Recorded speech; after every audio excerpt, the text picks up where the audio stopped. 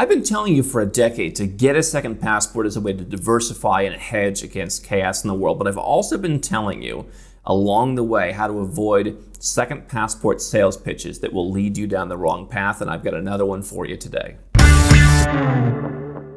Over the years, both myself and now most of the Nomad Capitalist team have talked to thousands upon thousands of people who want our help doing, among other things, getting a second passport, and they tell us the reasons why they want to do that. We want to make sure that we can actually help them, that it fits into their broader scheme. So people talk about they want the freedom.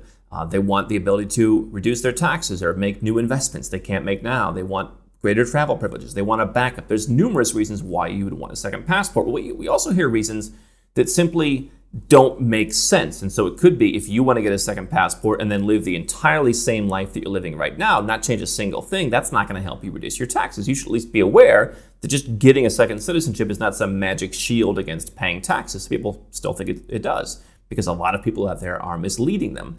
We had a gentleman who said, I want to go join a bike race in some other country and I need a second passport to do that. Is it really worth spending $100,000 and change to go join a bike race? We agreed it wasn't. And yet there's a country in Europe that has started a little-known citizenship by investment program. And I have some examples here of arguments that they are making that I think, quite frankly, don't make sense. And you can apply these to not just their program, but to any citizenship by investment program out there. If it's your first time here, my name is Andrew Henderson, the founder of Nomad Capitalist. We're a boutique consultancy for 7- and 8-figure entrepreneurs and investors who want to legally reduce their taxes, legally protect their assets offshore, and increase their freedom and their options with things like second passports. I'm also the host of the biggest and best offshore conference called Nomad Capitalist Live. So North Macedonia, as I call it, North Macedonia, if you're speaking English, is a country in Southeast Europe, which has had a long history of flirting with offering citizenship. For a number of years, they had this very informal program that maybe a couple of people, probably you could count them on one hand, got citizenship through, where you could put money in the bank, you could start a company, you put money in the company's bank account, you would hire a bunch of people properly, and there was some kind of nebulous process of working your way towards citizenship. Never really talked to them for many, many years, very nice people, but just never really understood how it worked, never really understood, okay, well, let's do it. Well, Then a couple years ago, there was this talk that they were coming up with a formal citizenship by investment program. Right now, what you have is basically a website on a government website, bare bones website, but nevertheless is there. Seems to imply legitimacy of a program, but really no talk, really never any formal government discussion of, hey, we've got this citizenship by investment program. Programs in that part of the world are notoriously short-lived. You saw a program in Moldova a couple years ago that didn't last very long. It was just a region that has seen a lot of starts and stops. Albania nearby wanted to start a program, then pulled back. So this was a region that's had a lot of difficulty in this space. You see Montenegro that has extended their citizenship program. But nevertheless, I got this kind of flyer sent to me. I don't even know the company, but benefits of having a North Macedonian passport. Now, in this particular case, you have not had, to my knowledge, a single approval. Not just a soft approval, but an actual approval. Here's your passport. Here's your citizenship certificate in North Macedonia. So the program hasn't really worked. So let's set that aside for a moment, because I think that the reasons they're talking about are applicable to any citizenship program. I don't want you to get a certain citizenship and potentially overpay because you have heard some of these sales pitches. So here's the first one. Visa-free travel to the Schengen area. A North Macedonian passport will allow you to go to 125 countries. That includes the Schengen area. Now, we've talked about this historically. This is kind of the first issue, in my opinion. Is visa-free travel important? Yes. I think that people overplay it, though. Is visa-free travel to Europe important? Well, potentially, if you want to go to Europe. And I would argue, certainly, a passport from a country like North Macedonia, like a Montenegro that is at the doorstep of Europe, particularly North Macedonia, where I don't know that there's really any kind of formal citizenship program that's being discussed by politicians in Europe. They're not really pegged as having this program. That potentially carries a little bit more weight in terms of having that access to Europe than, let's say, a Caribbean passport, where obviously over the years it's widely known that they have offered citizenship by investment, and maybe one day Europe gets tired of that. I don't know that they necessarily would, because those countries continue to fulfill the conditions for what's called Schengen Annex 2, being able to have visa-free travel to the U.S. A St. Lucian citizen has the same visa-free exemption to Europe that an American or a Canadian or Australian does. And so this idea that travel to Europe is important, it is potentially. If you wanted to live in Europe or if you wanted to spend greater time there, there's many different residence permits, from golden visas to self-sufficient permits. I mean, if you had a passport that didn't allow you to travel to Europe and you wanted to travel to Europe, you could get any number of different residence programs by putting money in the bank, buying real estate, proving that you've got a salary, and then you could simply live there. Some would require you to be there a certain amount of time, others wouldn't. And so I think there's plenty of ways to get access to Europe, even if your passport doesn't offer it. It's nice to not have to take that second step. And so obviously most people that I'm advising, if they want to go to Europe, which is most people, then we're going to find some passport in their passport portfolio that offers that visa-free travel. But I think that it's overblown, the idea that there's some be-all, end-all of travel. Especially, we work with a lot of Westerners, and for an American, the idea of ever applying for a visa seems insane, right? Obviously, again, every time you want to go to Europe, if it's a common destination, that might get a little bit annoying. You would get the residence permit, you get the passport that has the visa-free access, or at least you'd be working towards it. But getting a visa to most countries that you might want to go to once is really not that difficult. I'll counsel people who are getting citizenship in the Caribbean, and I'll walk them through. If you were to lose your American passport or your Canadian passport, you'd have to get a visa to go to Morocco, to go to Paraguay, to go to, in many cases, Thailand, to go to Japan. I've done some of those. They're pretty easy visas to get. Now, again, if you kind of build out more passports, you may be able to replace those eventually. But the visa's not the end of the world. It's helpful to have the visa-free travel, but I think it's much overblown. Let's go to the second one, and that is tax and business advantages. A growing European country with a strong economy, very easy to set up companies and businesses, zero income tax as a non-resident. Now, you will see this a lot in the offshore industry. This example right here is one you need to be very careful of, because this is the same argument you'll see with offshore companies. They'll say, set up a company in Nevis, no taxes, no repatriation, no this, that, the other, any of that. Where do you live? I live in Los Angeles, right? Well, Los Angeles has taxes, and the fact that you're living in Los Angeles, the fact that you're an American citizen, means that 0.00000 in Nevis, hey, that applies to Nevis, that applies to the British Virgin Islands, that applies to wherever they're selling you, but it doesn't really apply to you, okay? There may be some steps that you can take to get to where the US is no longer in the picture, or wherever you live is no longer in the picture, but that's a lot more difficult than just setting up a company. And yet, these people often deflect. Oh, yes, it's so easy. You just come down and everything's zero, nothing's ever reportable. Well, you live in the United States. You have to report your foreign corporations to the United States. That's the much more laborious part. You'd much rather deal with Nevis, but that's not how it works. And in the same way, here's an example of a sales pitch for things that you could all obtain without the citizenship. People often mix this up where they really want to have like one size fits all. I've got one solution and I do everything with it. No. Have citizenship for the sake of having citizenship. You are solving a problem. If you do not want to keep your current citizenship for freedom, because your taxes are too high, because you're too regulated, because you can't invest in the next, crypto launch, then fine, get a replacement passport. That's the goal. If your goal is a backup, plan B, that's the goal. If your goal is indeed travel freedom because you're from a country that doesn't have very good travel freedom, or you're an American and you really need to go to China without a visa to visit the factory there, great, fine, do that. But don't do this thing where you get a passport to where you can then start a company. You don't need to do that. I can start a company in North Macedonia. You can start a company in North Macedonia. And yes, is it very easy to set up? Sure. You know what? Setting companies up in the United States is pretty easy. It's pretty darn easy to set up an LLC. And yet I've seen numerous clients of ours do it incorrectly and get themselves into a bigger tax mess than before they ever started. So just because something's easy to do, right? I mean, listen, it's easy to get your girlfriend pregnant at 15 years old. It's not saying it's a good idea, but it's easy. It's really not that hard. So the fact that you would want to have a company in North Macedonia anyway is suspect. I'm not saying that there's some people who couldn't benefit from it. I don't prescribe it almost ever. But that's the first issue. Second of all, why do you need to be a citizen to have it, right? So it's this idea where people want everything to fit into one nice little pile. And that's what we're trying to avoid here. We're trying to have the citizenship for citizenship's sake and then live somewhere else, right?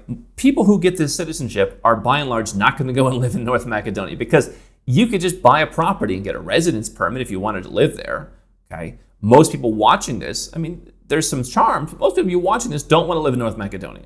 Okay, so the citizenship, if you got it, would be for the citizenship's sake, because, okay, then again, you could replace your current passport and it's not maybe as good as your current one, but it's not that bad. Okay, so you're not going to live there and you're not going to move your company there.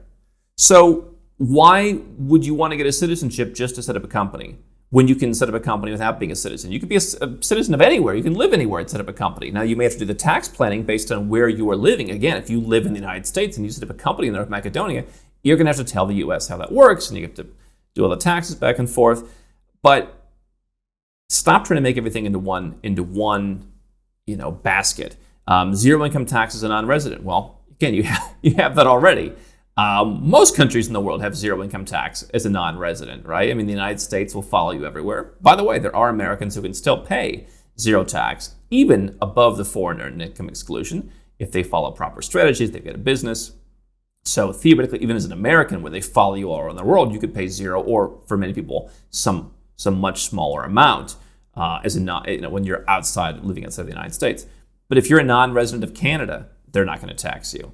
If you're a non-resident of Australia, they're not going to tax you. So zero income tax as a non-resident. You probably, if you're getting this passport by investment, would never become a tax resident. Most people aren't going and living in North Macedonia, just like they're not going and living in Dominica. They're not going and living in Turkey. They're not going and living in any country. They were never a tax resident in the first place. And so it's a different process than leaving Canada, for example, where you already lived. But it's also pretty much every country. And so if you're an American, you'd have to no longer be an American to fully enjoy zero income tax as a non-resident, in that they don't ask anything of you. But otherwise, you already have that. A growing European country with a strong economy. Now, that's interesting. And you could make the point like, okay, I want to be the citizen of a country that has some potential, right? I mean, we've talked about how Turkey is just one of the many citizenship options. Hey, they've built up a manufacturing base. They've got a larger and larger domestic economy. I mean, there's a certain value to some people to having that. Okay, like there's something going on in the country. It's, there's things being developed. That's interesting. But again, if you have citizenship for citizenship's sake, is that the number one issue? If you had citizenship in a Western European country that had a flat population, or where things were declining, or where inflation-adjusted wages were declining, would you not want that passport because the country wasn't growing and didn't have a strong economy? I don't know that that entirely matters. I mean, you don't want to be a citizen of Syria. You don't want to be a citizen, perhaps, of Venezuela or Iraq. But by the way, I mean, China has had a strong economy. Do you want to be a Chinese citizen? I don't know what necessarily matters. It sounds nice, and I get it. It kind of adds to the flavor, and maybe I would say something like that. But I think that we're kind of we're trying to assign a lot of principles that you don't need to look for in a citizenship. Get citizenship for what it offers. Okay, they don't tax you as a non-resident. That's great, but pretty much everyone does that. What you want to know is, are they moving in the right direction on tax? And yes, taxes in Macedonia, they have raised them a little bit. They were always pretty low, but they're not really going after the diaspora in the same way that Canada or Australia would. So that would be the pitch that I would make, is saying 10 years from now, this will still be the same pitch, rather than saying something that's pretty much the case of every citizenship on Earth almost. And then the last thing is security for your family, gateway to Europe, beautiful landscapes, diverse and friendly country, excellent and low cost of living with top-level healthcare and educational system. I've been to North Macedonia. We have a couple of our team members in North Macedonia. I wouldn't argue top healthcare, top educational system. Low cost of living, sure. Is it excellent? I mean, if you're watching this, you can probably find other places to live. Nobody loves the North Macedonian people more than I do, that I can tell you. But let's be honest, right? By the way, who might be getting this passport to get these visa-free countries, to have more access to set up companies? Someone from India, for example. There's a lot of good hospitals in India, quite frankly. And if you can afford to spend 200,000 euros on citizenship, no doubt you can afford decent quality healthcare in plenty of countries that you might think that good healthcare doesn't exist in. So again, this is just, I get that people need to be given a vibe. I'm not entirely criticizing that we're presenting what the country's about, but the gateway to Europe, does that mean it's going to join the European Union? I highly doubt that. And for some people, that's probably a bad thing, by the way. You don't want that. Beautiful landscapes, that's interesting. But again, How are you going to live there? Are you going to move in? What does that matter to you? You're looking for a passport. Find a place to live with beautiful landscapes. Get a residence permit. And by the way, the price tag of this citizenship by investment program and the slowness of it, yes, I would find a different one. I would become a citizen of another country, let's say a Caribbean country, for $100,000 less. And then, if I wanted to live in North Macedonia for the low cost of life, diversity, the friendliness, and the beautiful landscapes, I would get a residence permit there. I would buy my property or start my company and get the residence permit that way. So here's the big takeaway. Okay. Number one, you don't need to pay more for citizenship because Macedonia is more expensive than any Caribbean citizenship out there. And depending on your profile, it may be a worse citizenship. There's a few pros in its favor. There's a few cons against it versus, let's say, a Caribbean citizenship. But you're paying more than you would for any Caribbean citizenship. And it's slower. It's, I can see that there's maybe some benefits for someone, but maybe as a third or a fourth passport. But don't allow yourself to spend more because of examples of things that you could solve some other way. You want to visit a country, you can get a visa. You want to spend more time in a country, you can get a residence permit. In some cases, for no investment at all, just show them you have money. You want to start a company? Okay, great, start a company. By the way, you could argue, okay, well, if you've got a really terrible passport and you've got a North Macedonian passport, then it'll be easy to set up companies everywhere, right? You can go to other countries. But first of all, again, you could get any passport and do that. Second of all, you wouldn't set up the company in North Macedonia. Third of all, they're still going to know where you're from. If you're born in Iran, everyone knows you're born in Iran. It's right there in the passport. And so that's not really going to help you. And so, don't allow these things that have nothing to do with citizenship impact your citizenship decisions. I've seen it repeatedly. Someone comes to me and says, I'm going to buy this passport. I say, why? I said, why don't you buy these two for half the price? Now you've got two for the price of half. Right? And you've got more ways to maneuver with that. Or why don't you get this passport and this residence for 75% less? Or why don't you just get this passport over here and it's $50,000 less? Because people are conflating things that don't matter into their citizenship search, thinking that's going to somehow impact other ways of their life. Yes, we make holistic plans here. Yes, the citizenship that you hold may affect what you do. And I know that as much as anyone, coming from the United States and knowing that certain banks don't want to take Americans, certain places it's harder to do business. No doubt your citizenship matters, but North Macedonia versus St. Lucia versus Dominica, you're probably not going to have, in most everyday applications, a lot of concerns. If you did have a certain concern where North Macedonia would be better, we would ascertain that because maybe there's a certain bank you want to deal with. But still, the answer is not North Macedonia. The answer is something similar. The answer is something that's not in the Caribbean. Don't let these sales pitches cause you to spend substantially more.